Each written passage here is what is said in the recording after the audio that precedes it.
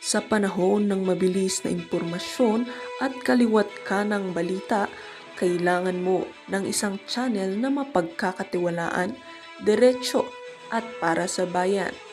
Ito ang Balitang Pambansa, ang iyong bagong tahanan ng mainit na issue, tunay na impormasyon at mga balitang hindi mo dapat palampasin.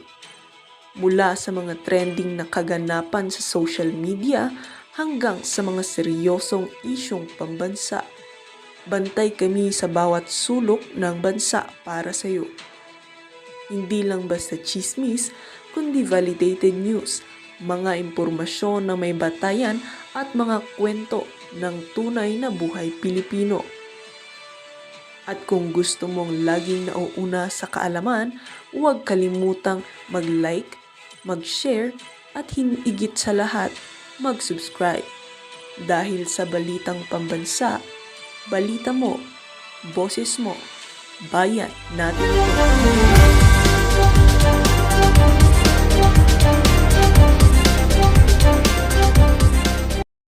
Wala nang maniniwala sa iyo, Bongbong. Ang taong bayan, wala na. Pinapahirapan mo lang ang sarili mo at ang bansang Pilipinas. Wala na. Lahat ng tao sa Pilipinas, wala nang tiwala. Hindi na naniniwala ng presidente na nasa tamang kaisipan. Bakit? Sinabi mismo ng ate mo. Hindi mo na alam ang ginagawa mo, utal-utal ka na. Umuwi ka na, Bongbong! Sabi ni Aimee, umuwi ka na. Parang awa mo na sa Pilipinas, Bongbong.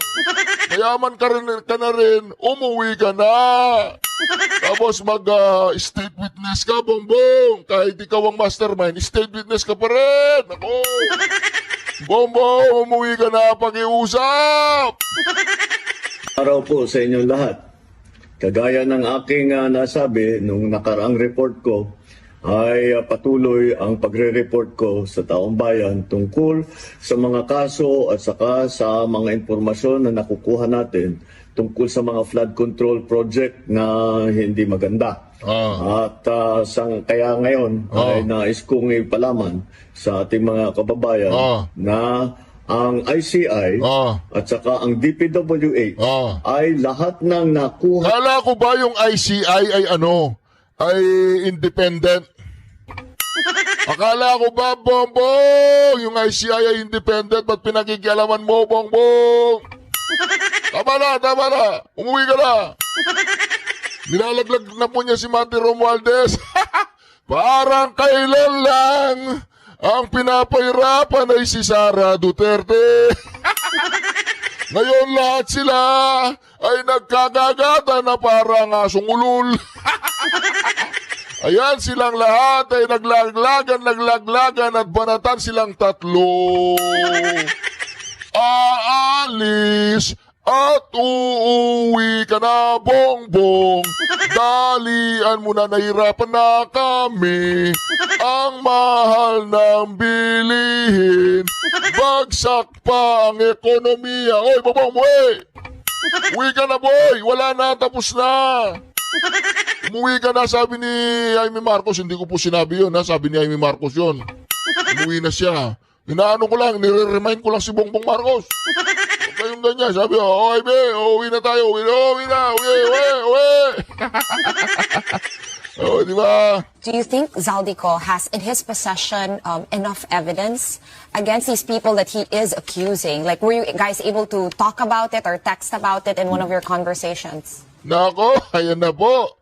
Ito po ang kinakatakutan ni Bongbong Marcos. Ito, alam na po ng mga pinklawan. Alam na po ng mga makapangyarihan sa Pilipinas na si Bongbong Marcos ay bilang na ang araw niya sa Malacanang. Alam na po nila. Kasi yung mga susunod na pasabog ni Zaldico, mga kareaksyon, hindi na po nila kayang pasinungalingan. Baka nagkabilangan no? Mga kareaksyon. Ito na. Pakinggan po natin ang mismong abogado ni Zaldico. Yung pong pinagsasabi ni Bongbong kanina sa kanyang Facebook page. Wala yun! Paghuhugas ng kamay yun! Diba sabi ni Manong Chavit Singson, si Bongbong Marcos ang pinakamalinis na presidente sa kasaysayan ng universe. Bakit? Tanong niyo po, sabay-sabay kayo, tanong niyo sa akin. Bakit? O, yung iba, hindi naman nagtanong eh. Sabay-sabay. Sabihin niyo sa akin. 1, 2, 3. Bakit? Eh, lagi siya naguhugas ng kamay. Kaya siya yung pinakamalinis na presidente eh. Ito mga kareaksyon, pakinggan po natin ang attorney ni ano pangalan nito? Ni Saldico, ho, di ba? Zaldico has in his possession enough evidence against these people that he is accusing. Like, were you guys able to talk about it or text about it in one of your conversations? More than that, I've seen the evidence, Sean. So, yes, the answer to your question is yes. Nako, more Yes, than that. Nako, more than that daw. Ang tinatanong lang nung media, meron bang enough evidence? More than that, nakita daw po ng attorney yung mga ebidensya. Nako! Yan ang sinasabi natin dyan mga kareaksyon. Kabadong-kabado na sa bagay si Bongbong Marcos, hindi naman niya kinakabahan. Kasi wala namang alam. Hindi naman niya alam ang nangyayari, di ba? Ganito kasing kinakanta niya araw-araw. Bawat yugto ng sandali, halos di ko alam, naglalakbay ang diwa. O, di ba ganoon? Hindi ko na alam yung lyrics nun. Pag-i-send nyo sa akin yung lyrics nun sa comment section para naman makanta ko sa inyo. May pangarap po kasi ako maging singer. Pero kakantahan ko lang yung mga pinapaalis natin sa Malacanang.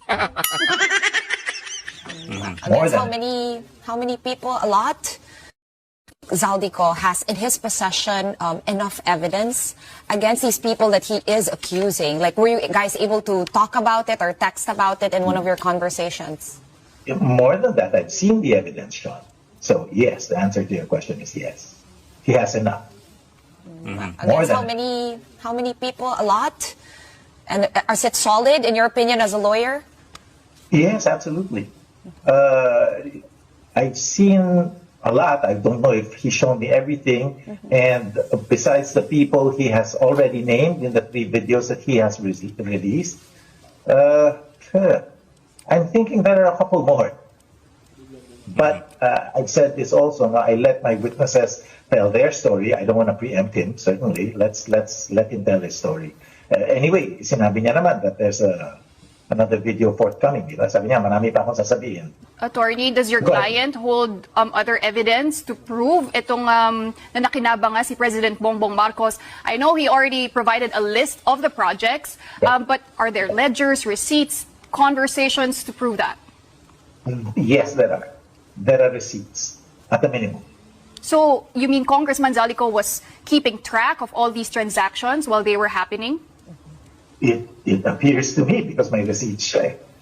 I've seen the receipts. I just don't want to preempt him. So let's wait for him to disclose that when he deems it proper. Sir, ano po sir, ibig sabihin ng receipts? Vouchers, Hindi po BIR invoice. receipts, pero Screenshots? Delivered 1 peso to Rui Rondain, signed by Rui Rondain. So may mga acknowledge po, 'di ba? Usual 'yun sa mga voucher even if they're informal, Yeah. 'di ba? Received by Yeah. ganito. Kahit yung houseboy yung nag-receive or household staff, may mga ganun Yes, po. hindi ko lang alam kung mga technical terms sa accounting, but yes, And I when guess that's what you call the vouchers. And when it comes to yung mga tinatawag nating receipts, no, in the modern age, screenshots, etc., meron din of that kind. Ang nakita ko, photo ng actual receipt. So I assume that he has the actual paper na resibo mismo. And in these receipts, attorney, who acknowledged them or who received them? Let's wait for him to disclose that. Nako, ang presidente po tumanggap mga kareaksyon. Yan ang sinasabi natin, kaya kinakabahan na po itong si Bongbong Marcos. Naubusan na yata na sabon para magugas ng kamay. Paubos na po yata yung sabon mga kareaksyon. Nako, yan ang sinasabi natin. Basta damning evidence. balik ko lang sir yung resibo. I'm wondering lang Okay. sir kung anong nature ng mga resibong ito kasi it might seem, I mean, speaking from a layman's point of view, it might seem counterintuitive for anybody who's dealing with huge amounts of illegal money to sign off a receipt and say na, yeah, I received this much from you. Diba? Then again, this is a layman's point of view. Wouldn't it be more practical for a person to just make a call and say, nakuha mo na ba o hindi? Kaysa sa sign off. I know. I was just as shocked as you are na mayroong resibo. Because the evidence is not, it's not rocket science. It has to comport. It has to be consistent with the experience of humankind. And tama ka. If you're committing a crime, why would you create a paper trail for yourself? Something that's traceable back to you. Nagulat din ako at may mga resibo. But here we are. And Not then, unless na-declare mo sa BIR. Tsaka may TIN number. wala pa ako dyan. But Yan na po sinasabi natin. Yan po ang kinatatakot ni Bongbong Marcos. Yung pangalawang mga ebidensya pa na ilalabas ni Saldico. Baka mayroon pang video, may video, may kung ano-ano pa, di ba? Baka kinalat na lahat nito Saldico yan, mga karyaso. Nakakatakot po yan, mga karyaso. Para kay Bongbong Marcos. Pero sabi nga, hindi naman alam ni Bongbong Marcos ang nangyayari kasi bawat yugto na sandali ay wala siyang alam. Kasalukuyang mga kareaksyon, nagpo-protesta na nagmamahal kay Bongbong Marcos, nandyan po sila sa Quezon City sa Rotonda, ayan nakikita po ninyo. Ayan diba? Protect BBM, bantay demokrasya. Proteksyonan niyo si BBM dyan, we love you BBM, ayusin niyo ha. Pagkatapos nyo dyan, kailangan yung bayad, kunin nyo kaagad ha, baka takbuhan kayo ng organizer. Kawawa naman ang mga tao na to, pati ito mga ginagamit sa 500 piso isang araw. Nako, yun ang sinasabi natin Pagkatapos nyo dyan yung pera, yung bayad, huwag nyong kalimutan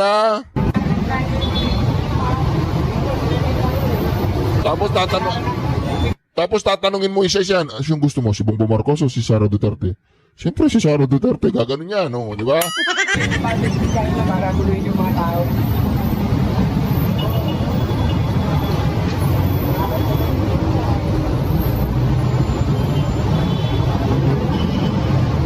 Nako, mga reaksyon. Hindi na sinasabi natin. Grabe na po yan, mga kareaksyon, Ang dami po nila. 2 jeep. Ang dami nila, 2 jeep sila, mga kareaksyon. Kawawa naman yung mga kababayan natin, pati sila ginagamit ng mga gago. Assuming mo na he's Ito taking pa! substances. Ito, mga kareaksyon, ito talagang medyo ano ko dito sa babaeng to, sa matandang ito. Parang bad influence to sa mga kabataan Pakinggan po ninyo Oy, Clarita Carlos, ang tanda-tanda mo na Wala pang laman yung kukote mo, kunyari profesora ka. Pakinggan po ninyo ako hindi nakakagigil to. No, he's taking substances. Sabi niya, assuming na gumagamit ng substance, sabi niya To what extent is it intruding into his work as chief executive? So for Yun you, naman ang that's concern important. natin So, so far, to that question, is Yeah. it intruding in his work? As far as I can see, as a non-medical person, I don't think so. Sabi niya, ano naman problema nun kung gumagamit siya ng ipinagbabawal na D? Kung gumagamit siya, as long na hindi naman siya wala namang problema sa trabaho niya, hindi naman naapektuhan ng trabaho niya kahit gumagamit.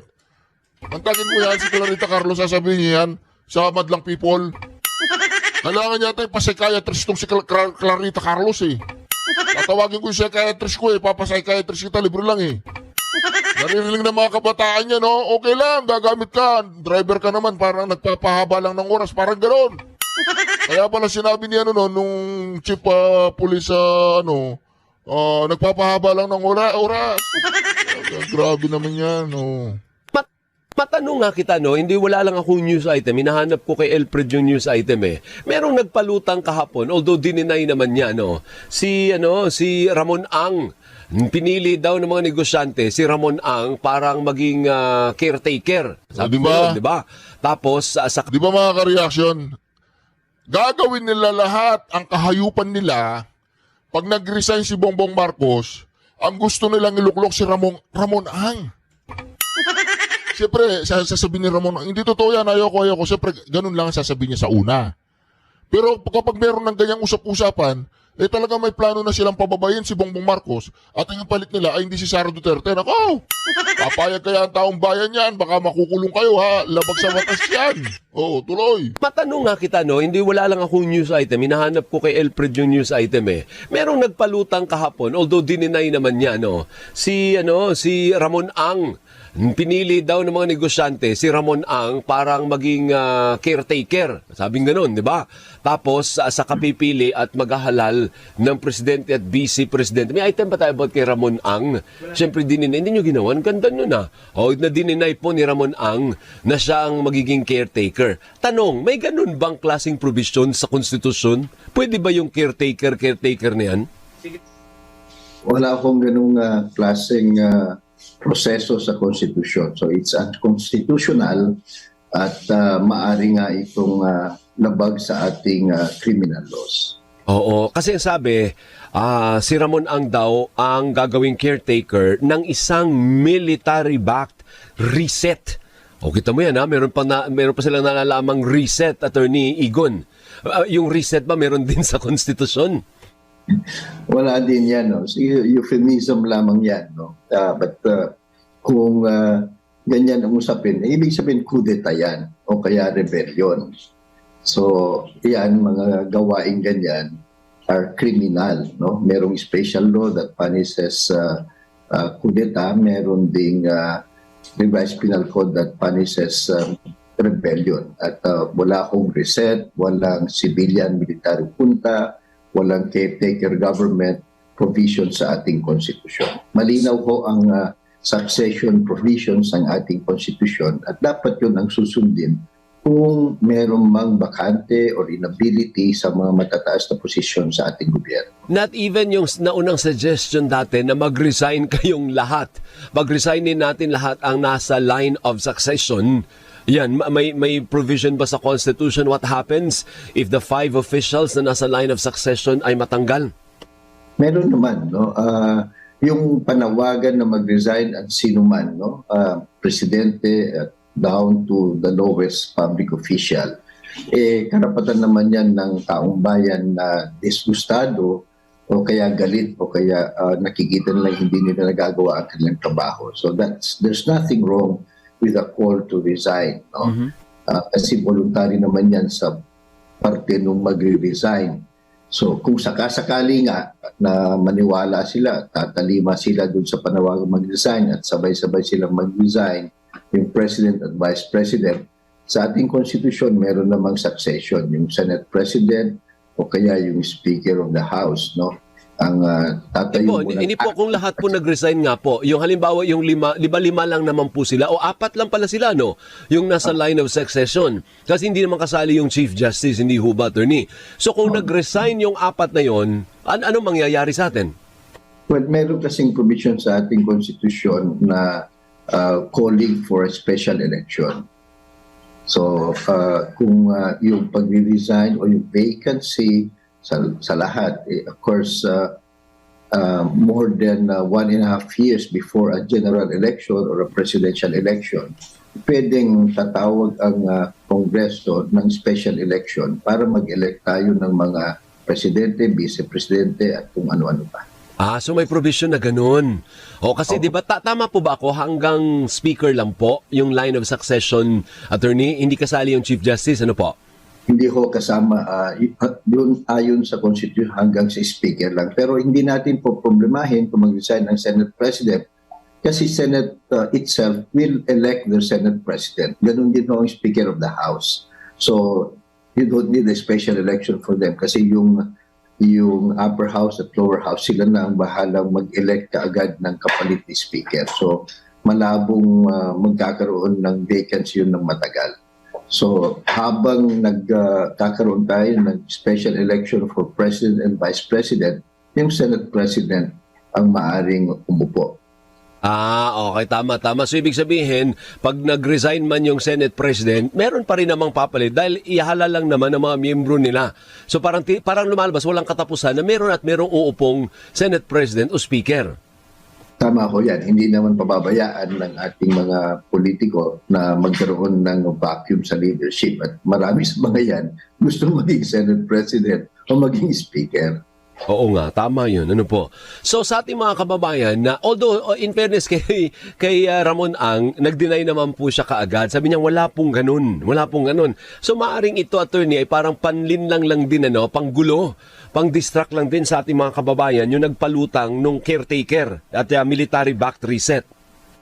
Well, saludo nga tayo kay RSA no, sapagkat kaagad kinontra niya ito. At tama yung tingin mo. Sa tingin ko ito panggulo lang para siguro malihis itong dambuhalang kontrobersya, no? Yung skandalo na ito at malilimutan na ng taong bayan yung primary focus natin at gusto natin malaman ang katotohanan at mapanagot sino man. Di ba? Ito yung gawain ng mga magnanakaw na at mga politiko kuminsan na kung may ganitong mga skandalo kung ano-ano na lang pinapasabog nila para doon tayo mabola-bola o kaya doon tayo ma-focus at makalimutan na natin itong malalaking ninakaw sa atin at hindi na sila mananagot. Okay. Maraming salamat, attorney. Thank you for your time and your insights. As always, meron po kami napupulot lagi sa inyo. Thank you, ha. Maraming salamat. Mabuhay ka. Nako! Nagkakalaglagan na po mga kareaksyon. Nilalaglag na po ni Bongbong Marcos ang kanyang pinsan. Tumawag daw kay Ombudsman Boying Remulla si dating House Speaker Martin Romualdez para magpaliwanag sa pagkakadawit niya sa flood control scam. Ayon kay Remulla, tinawagan siya ni Romualdez noong Oktubre matapos siyang italaga bilang ombudsman.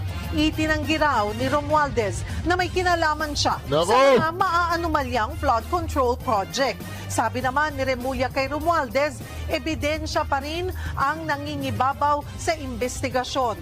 Dagdag pa ni Remulla, sinagot lang niya ang tawag ni Romualdez bilang respeto dahil brad niya ito sa fraternity. I do not want to file a lousy case. I will never file a lousy case. I'm not that kind of person. I want things to be done properly. Mga kapatid, Cheryl Cosing po, maging maalam at may pakialam sa mga napapanahong issue at headline. Nako, lousy case, lousy case. Meron pang alam si Bonjing Remulla na lousy case, ano? Sa dinami-daming ginawa niyang kalausian, dito alam niya na hindi siya magpapal ng lousy case. Siyempre, basta't protektado si Bongbong Marcos. Oo, ayaw nilang matanggal si Bongbong Marcos, ano? Di ba? Mukhang nadagdagan pa ang resibo na posibleng magdiin kay dating House Speaker Martin Romualdez. Nako, sunod-sunod.